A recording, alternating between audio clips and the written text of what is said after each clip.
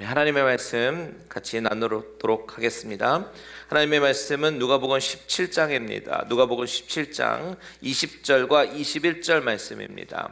오늘은 두 절인데요. 누가복음 17장 20절과 21절 말씀, 우리 다 같이 자리에서 일어나셔서 저와 여러분들 합독하도록 하겠습니다. 20장 20절과 21절 시작.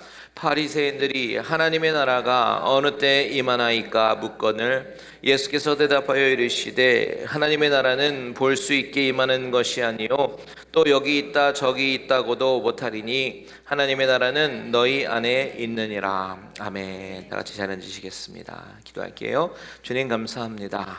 아버지, 하나님의 나라에 대해서 우리가 오늘 묵상을 하려고 하는데 이것이 깨달아지고 은혜가 되는 그런 귀한 시간이 될 수 있도록 우리에게 지혜를 더하여 주시옵소서.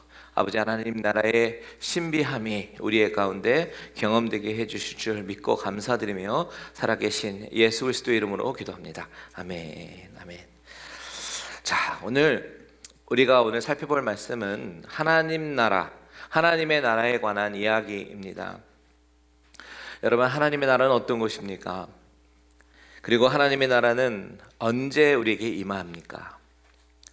이 질문은요, 우리가 수십 년 동안 신앙생활을 하더라도 쉽게 혹은 정확하게 대답할 수 있는 사람이 그리 많지 않은 것 같습니다. 하지만 아주 중요한 주제입니다. 이 주제가 오늘 설교 나눌 때 살짝 어려울 수도 있겠지만 제가 여러분이 잘 이해할 수 있도록 최대한 잘 설명해 드리려고 합니다. 사실 이 하나님의 나라에 관한 주제는요, 오늘 본문뿐만이 아니라 이 뒤에 보면 37절까지 계속해서 이어지고 있어요. 그런데 이 본문을 두 부분으로 나눠서 오늘은 20절과 21절까지만 생각해보고 다음 주에는 그 다음 주 본문의 끝까지 37절까지 생각해 보려고 하는데, 제가 오늘 21절까지만 끊은 이유는 뭐냐면 오늘 본문은 예수님이 바리새인들에게 하시는 말씀이고요, 다음 주 본문은 예수님이 제자들에게 하시는 말씀이기 때문에 그렇습니다. 자, 하나님의 나라라는 전체적인 주제는 똑같아요. 그런데 바리새인들에게 말씀하실 때는 현재 우리가 사는 이 하나님의 나라, 이 나라의 현재성에 대해서 주님이 강조하시며 말씀하시고 계시는 거고요. 다음 주 본문인 37절까지는요, 제자들에게 하나님의 나라는 다가올 텐데 다가올 하나님의 나라, 그때 어떤 일이 일어날 것인지에 대해서 하나님 나라의 미래성에 대해서 이야기하거든요. 자, 이렇게 예수님은 하나님의 나라의 현재성과 미래성을 구분해서 설명하고 계시는데요, 이걸 가지고 신학자들은 이미 그리고 아직이라는 이 두 단어를 써서 already but not yet이라고 설명하곤 합니다. 근데 우리가 반드시 기억해야 될 것이 무엇이냐? 바로 하나님의 나라는 이미 시작된 나라라는 겁니다. 그리고 동시에 하나님의 나라의 완전한 모습은 아직 이루어지지 않았다라는 거예요. 우리가 이 컨셉을 저와 여러분이 항상 마음속에 가지고 있어야 합니다. 하나님의 나라는 이미 시작되었다.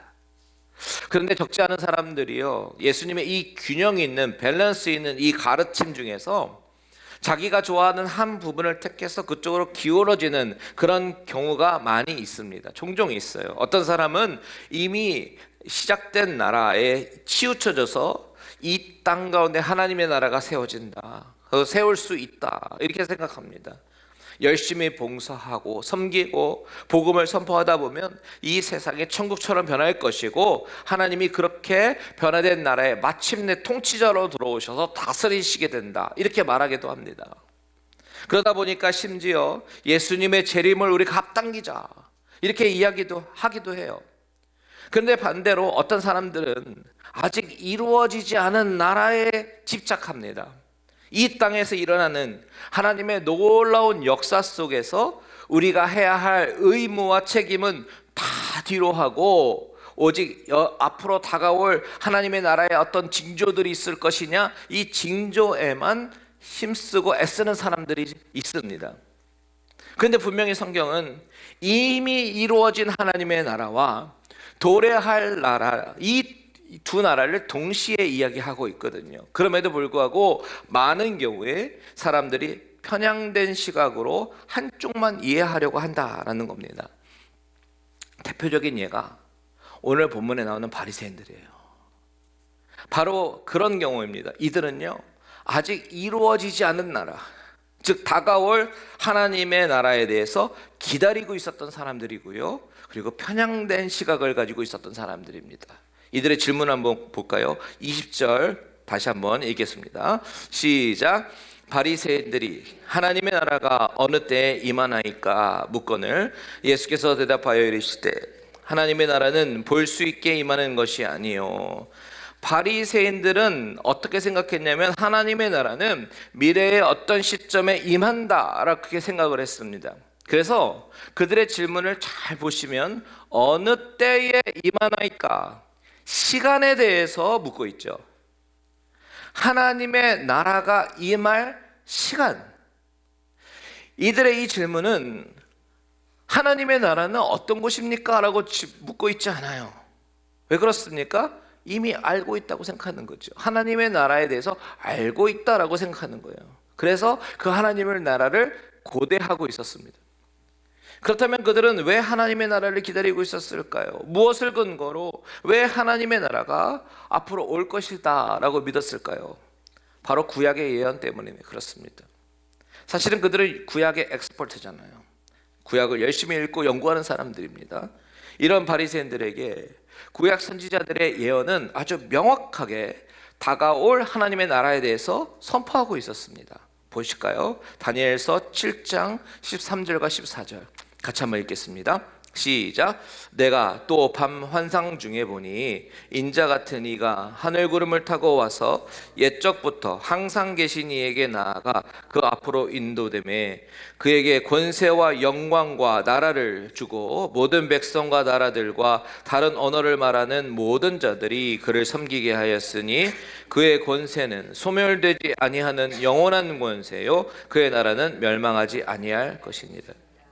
다니엘의 환상 가운데 인자 같은 이가 하늘에 구름을 타고 온다. 모든 나라와 백성들은 그를 섬기게 될 것이다. 그에게는 영원한 권세가 있고 그의 나라는 멸망하지 않을 것이다. 이렇게 예언을 했습니다. 그래서 유대인들이 기대하는 메시아는요, 인자 같은 이가 구름을 타고 정말 스펙타클한 그런 바람을 일으키면서 내려와서 새로운 나라를 세우고 억압받던 그들을 풀어줄 그런 메시아를 기다리고 있었습니다. 유대인들이 정말 존경하고 추앙하던 이사야 선지자도 이렇게 얘기합니다. 이사야 40장 10절 시작. 보라, 주 여호와께서 장차 강한 자로 임하실 것이요 친히 그의 팔로 다스릴 것이라. 보라, 상급이 그에게 있고 보응이 그의 앞에 있으며. 자, 유대인의 현실은 어떤 현실이었어요? 로마의 압제 가운데 있었습니다. 암울한 현실 속에서요, 이들은 희망적인 메시지를 이 구약을 통해서 읽습니다. 그리고 영광스러운 하나님의 나라를 마음속에 소망하며 살고 있었습니다. 그런데 그 메시아를 통한 하나님의 나라의 도래는 아주 특별하게, 정말 스펙타클하게 임할 것이다 라고 생각을 했었어요. 그런데 예수님은 어떻습니까? 예수님에게서는 이런 징조를 발견하지 못하는 거예요. 너무나도 초라한 겁니다. 즉 천군 천사가 호위하고 출애굽기 그 나올 때 10가지 재앙처럼 그 사건에 버금가는 기적적인 일과 막 이런 징조들이 여기서 막 동반이 되고 로마 사람들로부터 해방시키는 그런 일이 예수님에게서는 보이지가 않으니까, 발견되지 못하니까 이들은 실망을 합니다. 아, 이 사람은 메시아가 아니구나.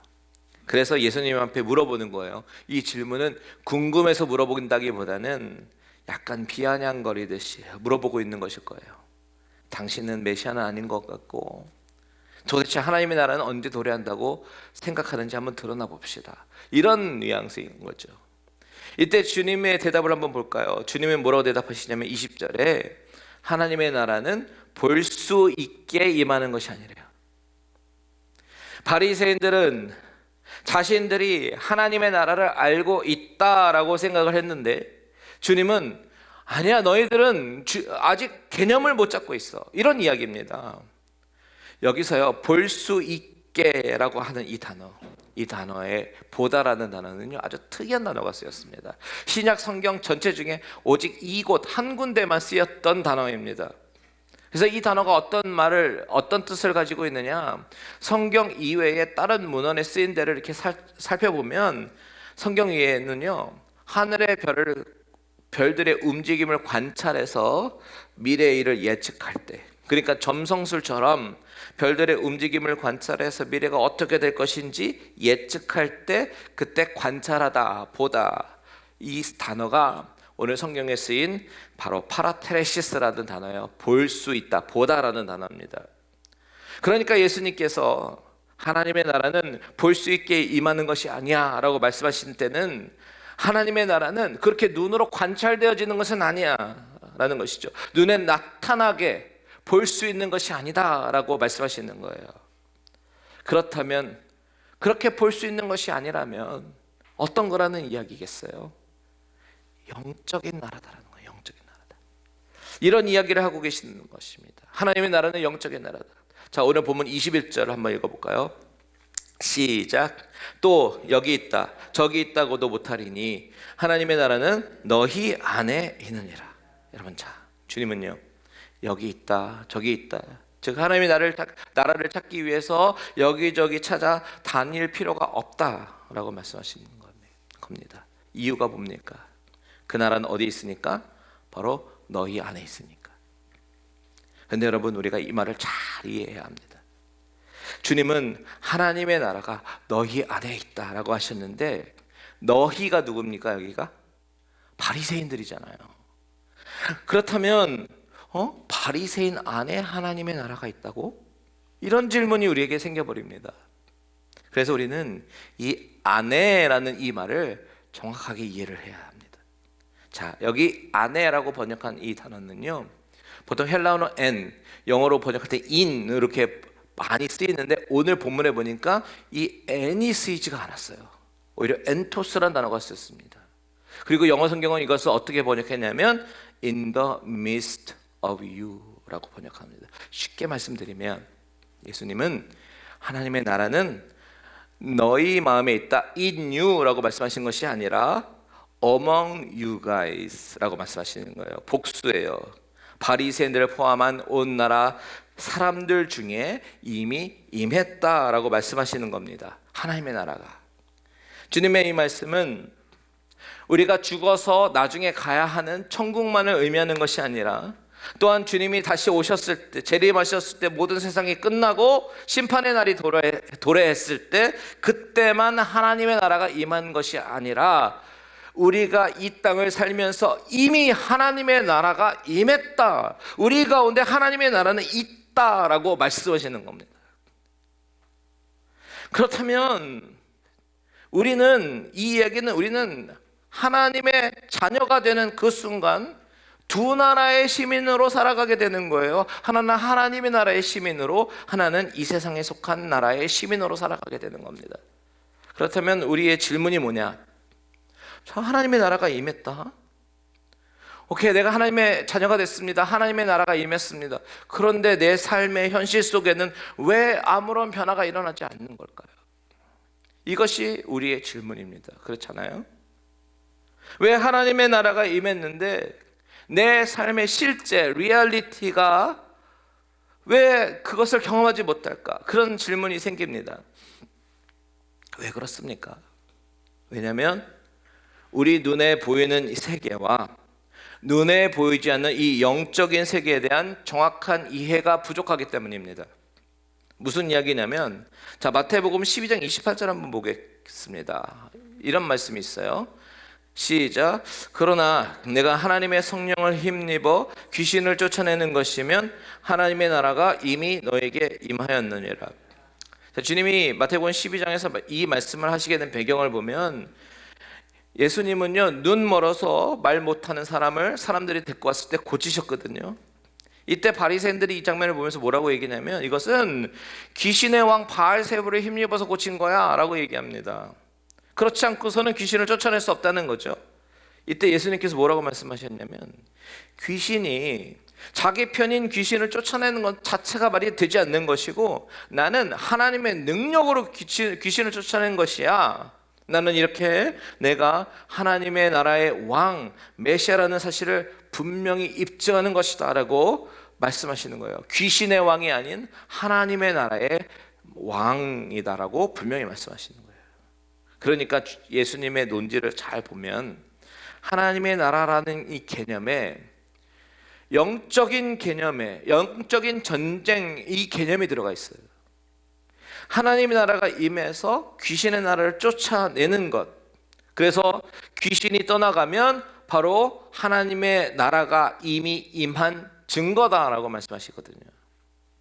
그렇기 때문에 우리가 이 영적 전쟁을 이해하지 못하면 이미 임한 하나님의 나라라는 이 개념이 너무나도 늘 추상적이고 실제적이지 못하게 됩니다. 우리가 사는 이 세상은 아담이 타락한 이후에 사탄이 공중권세 잡은 자로서 지배하는 세상이었어요.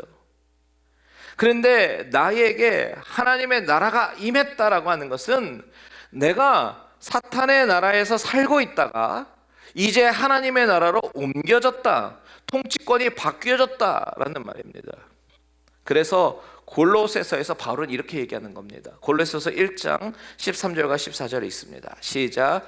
그가 우리를 흑암의 권세에서 건져내사 그의 사랑의 아들의 나라로 옮기셨으니 그 아들 안에서 우리가 속량 곧 죄 사함을 얻었도다. 우리가 그리스도의 십자가의 공로로 죄 사함을 받은 것은 바로 이 흑암의 권세에서 건져주셔서 예수님이 통치하시는 그 나라로 옮겨진 것이다, 트랜스퍼된 것이다 라고 바울은 설명하고 있는 것이죠. 자, 누가복음 10장에 보면요, 예수님은 70인을 앞서서 보내시죠. 둘씩 짝지어서 보내셨습니다. 그때 9절 한번 이런 얘기가 있어요. 거기 있는 병자들을 고치고 또 말하기를 하나님의 나라가 너에게 가까이 왔다 하라. 자, 이렇게 사탄의 지배를 받고 있는 이 세상에 하나님의 나라의 영적인 전쟁을 선포하면서 능력을 행하게 되는데, 만약에 그 사람들이 그것을 거부하게 되면 어떻게 하라고 말씀하시냐면 11절에 보니까 발에 묻은 먼지도 떨어버리라고 얘기합니다. 그러면서 하나님의 나라가 가까이 온 줄을 알라라고 선포하라는 거예요. 무슨 얘기냐면 발에 묻은 먼지를 떨어버리라고 하는 것은 미련을 갖지 말라고, 그들에게 어차피 하나님의 나라가 가까이 오게 되면 심판을 받게 될 것이다 라고 말씀하시는 겁니다. 그러니까 주님께서 이렇게 이 땅에 오셔서 새로운 복음이 선포가 됐습니다. 그리고 신자들 가운데 새로운 하나님의 나라가 임하게 되면 이 세상은 공중권세 잡은 사탄의 세력과 또한 새롭게 도래하는 하나님 나라와의 충돌이 생기는 겁니다. 영역 싸움이 계속해서 되는 겁니다. 이렇게 하나님의 나라가 도래했다라고 하는 것은 이 영적인 전투가 시작이 되었다라는 말이에요. 여러분, 우리가 이 개념을 제대로 이해하지 못하면 하나님의 나라가 이미 우리 가운데 임했는데도 하나님의 나라가 우리의 삶의 실제적인 것이 아니라 그저 관념적이고 추상적인 사건으로 우리가 이해를 하게 되는 것입니다. 그렇다면 우리가 가져야 될 질문은 뭐예요? 사탄과의 영적인 전쟁은 그러면 어떤 양상으로 나타나느냐? 그 하나님의 나라가 현재 우리의 삶 가운데 임했지만 동시에 미래적인 사건으로 언젠가는 완성이 될 텐데, 그 완성이 되는 그 시점까지 우리는 계속해서 싸울 거 아니에요? 영적인 전투로 싸우게 될 거 아닙니까? 과연 사탄은 우리 신자들을 어떻게 공격하겠습니까? 이것이 우리의 궁금점입니다. 그래서 이것에 대해서 대답을 해드리면, 사탄은요 아주 교묘하게 마음과 생각을 통해서 신자를 공격해요. 잠언 볼게요. 잠언 4장 23절에 이렇게 얘기하는 겁니다. 시작. 모든 지킬 만한 것 중에 더욱 내 마음을 지키라. 생명의 근원이 이에서 남이니라. 자, 이 구절에서요, 내 마음을 지키라, 지킨다라는 표현이 나오는데, 이 지킨다라는 표현은 guard, 군사적인 용어입니다. 지키고 빼앗기지 않으려고 이렇게 보호하는 그런 단어입니다. 사탄이 신자의 마음을 훔치려고 해요. 빼앗으려고 해요. 공격해 들여옵니다. 그것을 방어하라, 지키라라는 거죠. 누가복음 8장 12절 한번 볼까요? 시작. 길가에 있다는 것은 말씀을 들은 자니 이에 마귀가 가서 그들이 믿어 구원을 얻지 못하게 하려고 말씀을 그 마음에서 빼앗는 것이요. 자, 길가에 있다는 것, 말씀을 들었습니다. 저와 여러분처럼 말씀을 들었어요. 그런데 마귀가 가서 믿음으로 열매 맺지 못하게 하려고 그것을 어디에서 빼앗아요? 마음에서 빼앗습니다. 그것이 바로 사탄이 하는 짓이고, 그래서 마음을 지키라 라고 얘기하는 거예요. 성경은요, 가룟 유다에 대해서도 이렇게 얘기합니다. 요한복음 13장 2절 시작. 마귀가 벌써 시몬의 아들 가룟 유다의 마음에 예수를 팔려는 생각을 넣었더라. 마귀가 가룟 유다의 어디에? 마음에 예수를 팔려는 생각을 넣었습니다. 가룟 유다가 이것이 영적인 전쟁이구나 라는 것을 알았더라면 대적했을 텐데, 모르니까 그 생각을 어셉트하는 거예요. 받아들이는 거예요. 여러분, 사탄은요, 우리의 정신세계를 지배하려고 합니다.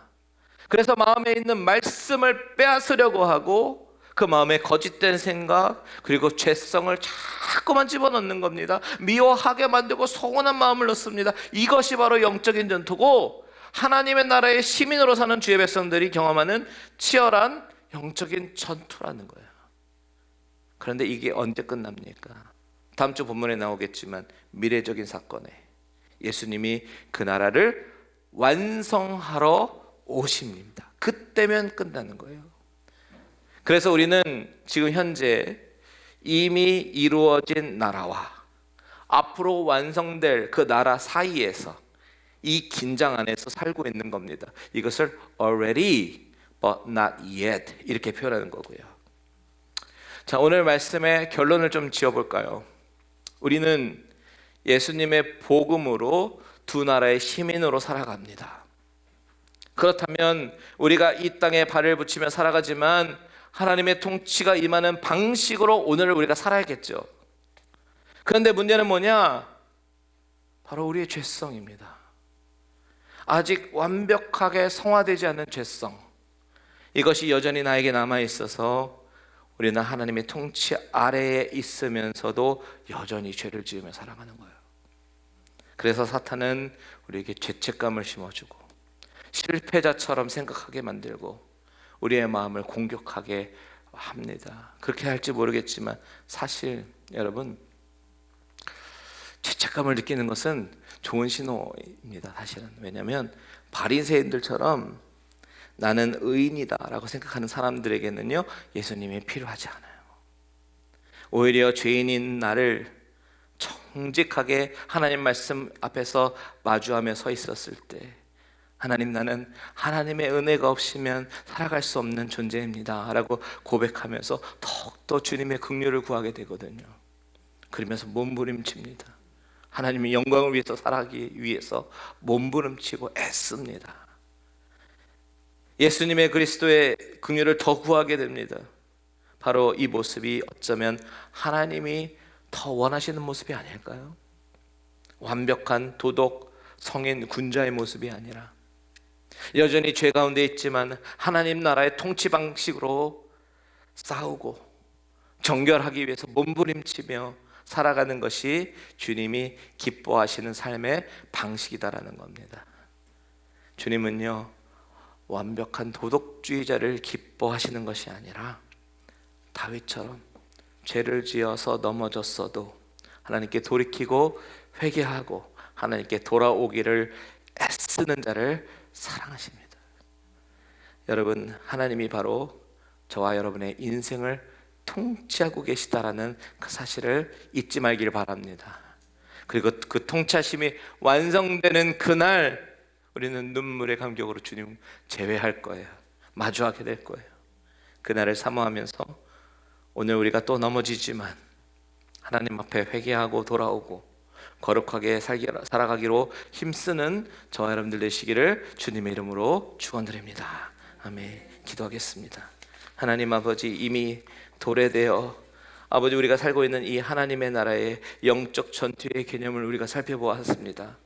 나의 힘으로는 어렵지만 주님, 우리가 넉넉히 이길 힘을 허락하여 주시고 나의 죄성을 발견하고 긍휼을 구하는 우리들 되게 하여 주옵소서. 주님 오시는 그날까지 몸부림치면서 거룩하게 살아가기로 애쓰는 우리들 되게 하여 주시옵소서. 감사하며 드리며 예수 그리스도의 이름으로 기도합니다. 아멘. 찬양하겠습니다.